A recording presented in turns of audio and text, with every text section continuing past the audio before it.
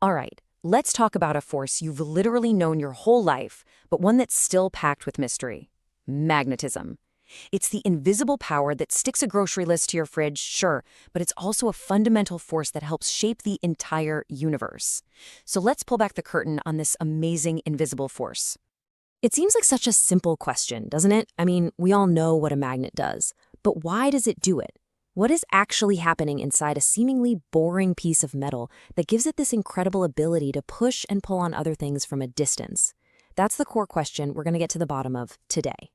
Okay, so the magnetic force itself is totally invisible, but its effects? Oh, you can definitely see those. When you sprinkle tiny iron filings around a magnet, they just snap into this beautiful, intricate pattern. This is not random at all. This pattern, this is our first big clue. It's basically a treasure map of the invisible force field at play.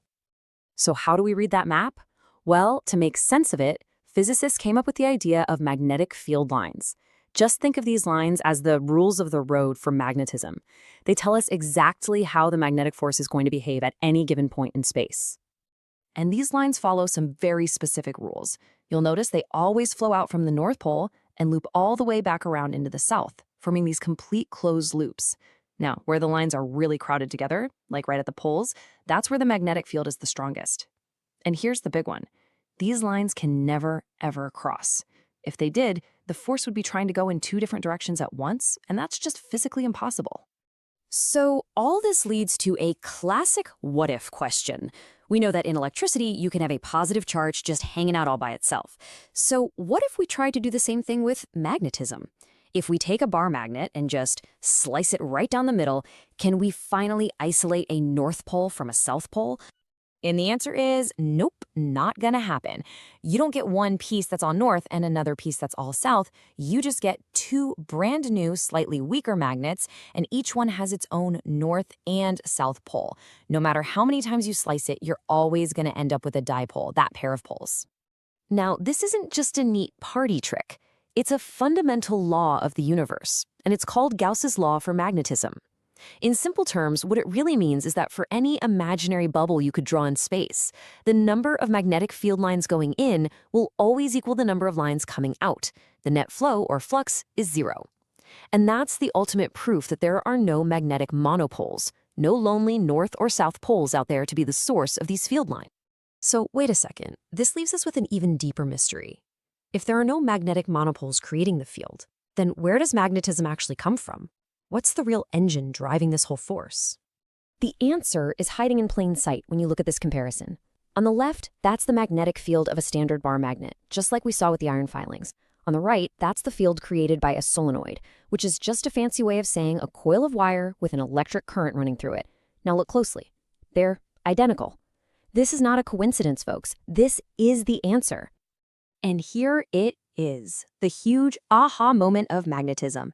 Every single magnetic field, from the one holding up your vacation photo to the one surrounding the Earth, is ultimately caused by the movement of electric charges.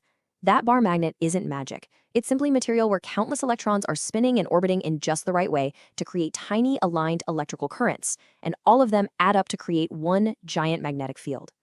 So hang on, if all matter has moving electrons inside it, does that mean everything is magnetic? And the answer is yeah, kinda. But they all respond very, very differently. Let's take a look at their different magnetic personalities.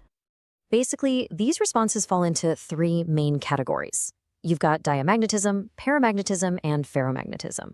Understanding these three is the key to why some things leap onto a magnet and others couldn't care less. Let's break it down really quick.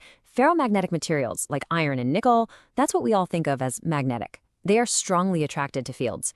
Paramagnetic materials, like aluminum, are also attracted, but it's so incredibly weak you'd barely even notice. And then you have the really weird ones, diamagnetic materials, like water and copper, which are actually weakly repelled by magnetic fields. This number here, chi, is just a way to measure how strongly a material responds, and whether it's attracted, which is positive, or repelled, which is negative. So let's compare those two weaker types. You can think of diamagnetic materials as the contrarians. Their atoms don't have a magnetic moment on their own, but when you bring a magnet near them, they create their own tiny field that opposes it, and that's what causes that slight push. Paramagnetic materials, on the other hand, are the followers. Their atoms are already little magnets, but they're all just pointing in random directions. An external field can gently coax them to line up, causing that weak attraction. But ferromagnetism, well, it's in a league of its own. It's the total enthusiast. In materials like iron, the atomic magnets don't just act alone. Because of a cool quantum mechanical effect, they actually team up with billions of their neighbors to form these large regions called domains, where all the little atomic magnets are already pointing in the same direction. And this right here is what that looks like. In a normal piece of iron on the left, you've got all these domains, but they're pointing in random directions, so all their effects cancel out. But then, when you bring an external magnetic field close by, like on the right, two things happen. Domains that are already kind of lined up with the field actually grow larger, and other domains just snap into alignment. They all start working together as one giant team, creating that powerful magnetic effect we all know. So why does all this matter outside of a physics class? Because understanding and being able to manipulate this fundamental force is unlocking some absolutely incredible technologies that are shaping our future. I mean, just take the most extreme case of diamagnetism you can imagine. It's called the Meissner effect. When you cool certain materials down to incredibly low temperatures, they become superconductors. They don't just weakly repel magnetic fields, they expel them completely. This perfect diamagnetism creates a repulsive force strong enough to make things levitate, and it's the real science behind stuff like futuristic high-speed maglev trains. So, from the simple, elegant dance of moving charges, a truly universal force is born. It's at work inside the very atoms that make up our bodies, and it stretches across the vast distances between entire galaxies. It's given us everything from electric motors to life-saving MRI machines. So the only question that's really left is, what mysteries will it help us solve next?